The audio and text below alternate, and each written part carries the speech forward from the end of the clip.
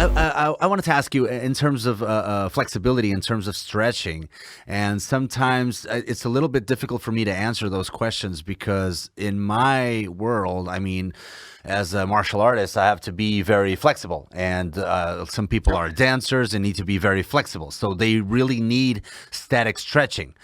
But how do we decide who needs static or dynamic stretching or mobility work, which I guess it's range of motion through tension, or and where does that stability that you were talking about come in? How, when, Yeah, and how to I'm glad stretch? you asked. Yeah. I have to carefully walk into this hornet's nest Yeah. because people think that here's the thing about stretching.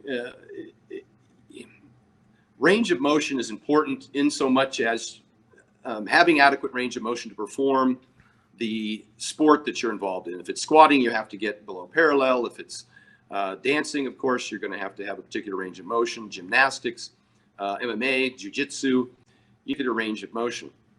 Having said that, uh, the research has been consistent, and there's a lot of it to show that stretching before training does not decrease injury, might even increase injury, and it may decrease performance. Even if it's So that's not dynamic a good sign. stretching? Even if it's dynamic stretching? Okay, I should be more specific. Okay. Static holds for greater Okay, than 30 static hold. seconds. Okay. Sorry. Yeah. A static hold for greater than 30 seconds before training. We used to do this back when I was coaching soccer in the late 80s. I was a high school soccer coach. We'd get out and stretch. Football players used to all come out an hour before the game and stretch. You don't see that anymore. And there's a reason for that. It's because it didn't decrease injuries, and it did decrease performance and potentially increased injuries. I'll talk through it a little bit more. Stretching after training does not improve recovery. There's no evidence that there's a physiological benefit to stretching for decreasing DOMs or the like. Now, again, that's static stretching.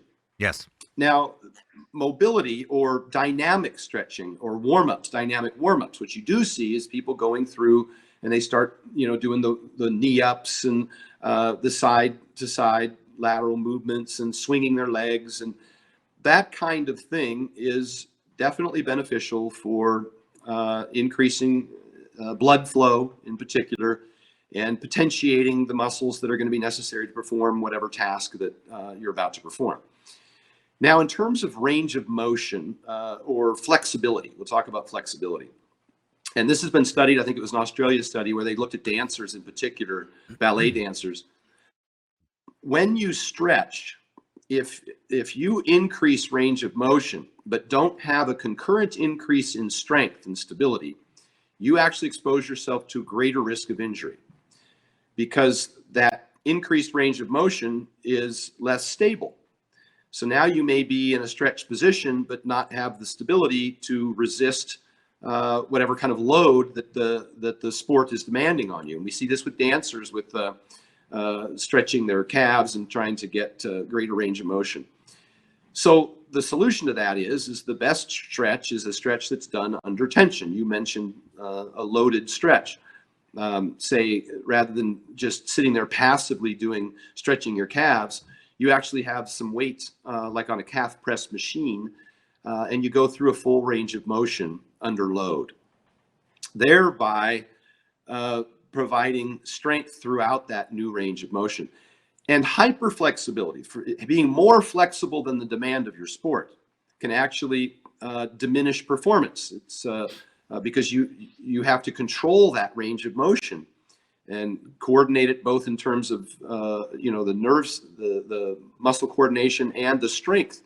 So you got to be careful how much you stretch, and depending on the demand of your sport. So I don't see a lot of benefit to it. I think that people should move a lot in mobility, swinging your leg, going through these dynamic movements.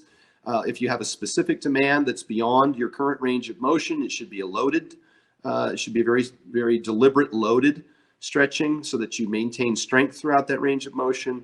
It's not to say that people that do yoga, it's bad for you. I think that all exercise is preferential to no exercise.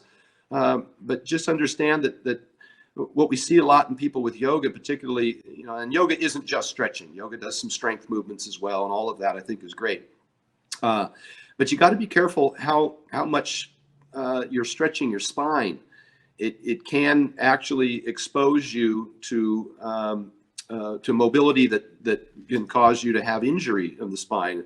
I think that what Dr. McGill says is you delaminate the discs, and so you decrease the rigidity and the stability of the spine, which is supposed to be, I've said that the spine is not a flexor, it's a stabilizer.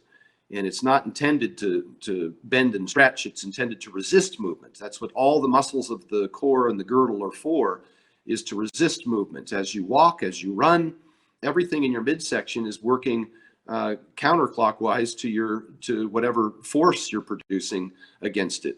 If you look at the physiology of running, when your left leg, your left thigh, when your adductor pumps that thigh up to propel you, the left side, your right thigh goes up, your left side has to counterbalance that, or you just spin in circles.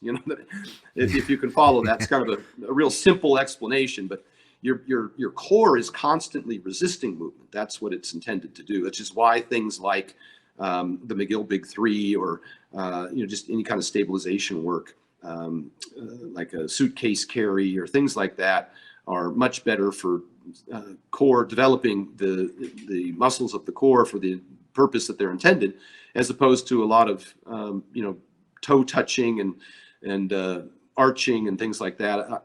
I don't think that's a good idea, particularly for anybody, not for athletes or for the average population. I think you got to work on stability. Strength is always a priority.